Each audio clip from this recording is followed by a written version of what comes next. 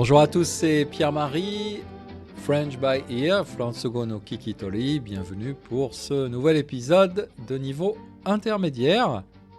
J'espère que vous allez bien et donc cet épisode c'est un peu le compte à rebours jusqu'à Noël.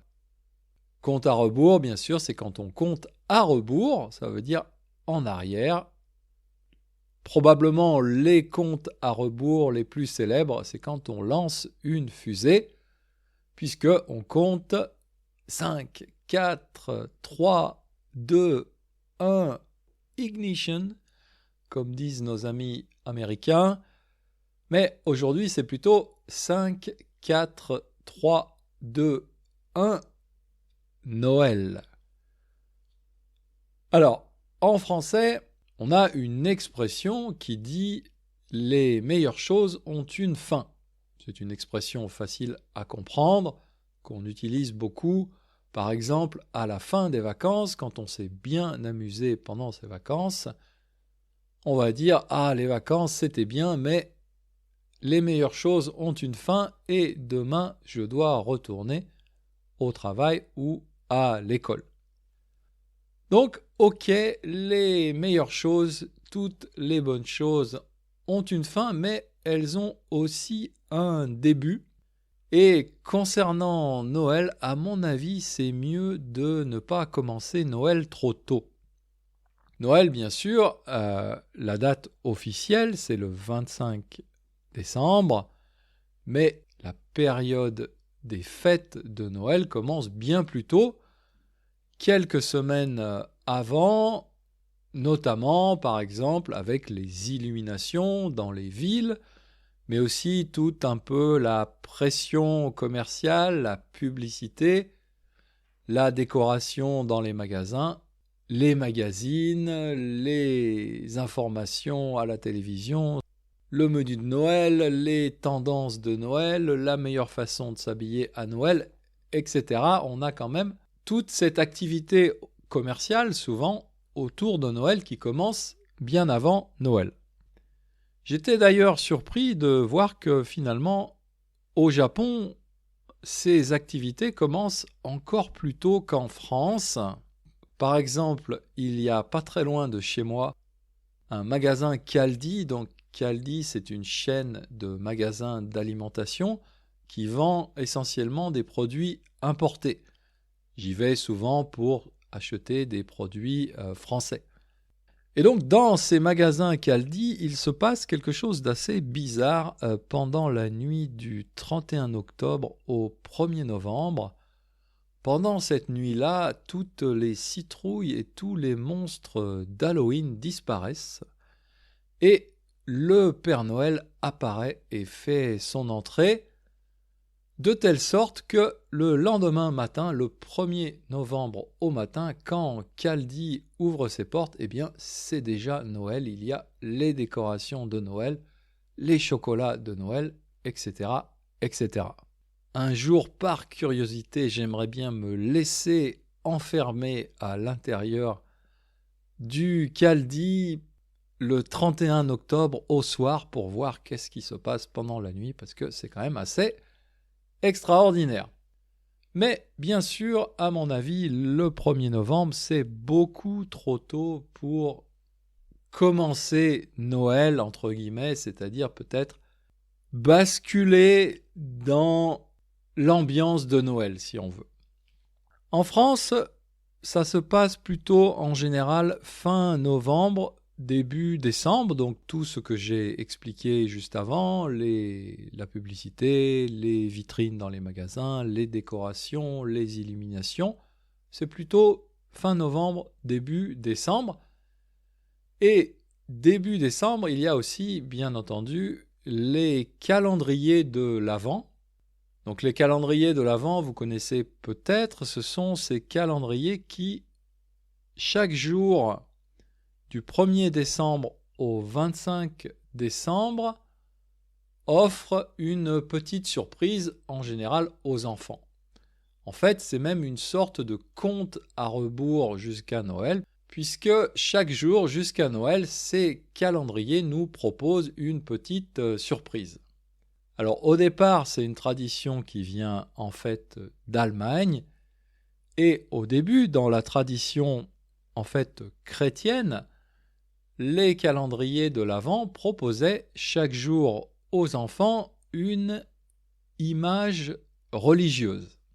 Donc ça, c'était vraiment le début des calendriers de l'Avent, chaque jour. Une image religieuse, mais dans les années 50 à peu près, donc au siècle dernier, il y a des petits malins qui se sont dit « Et si, à la place des images religieuses, on mettait plutôt des petits chocolats ?» Alors bien sûr, ces nouveaux calendriers de l'Avent avec des petits chocolats ont connu énormément de succès.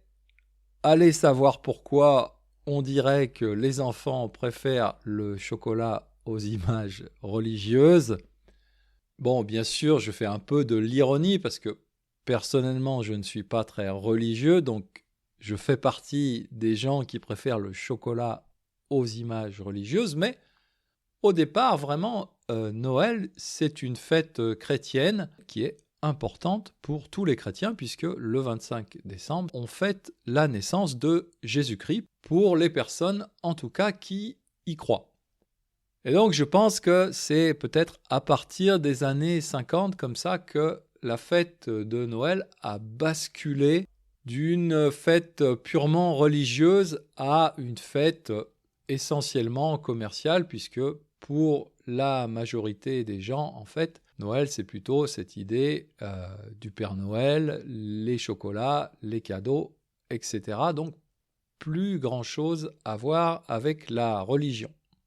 D'ailleurs, depuis les années 50, les calendriers de l'Avent ont encore beaucoup évolué et maintenant, il y a des calendriers de l'Avent de toutes les sortes, plus seulement d'ailleurs pour les enfants, mais aussi pour les adultes.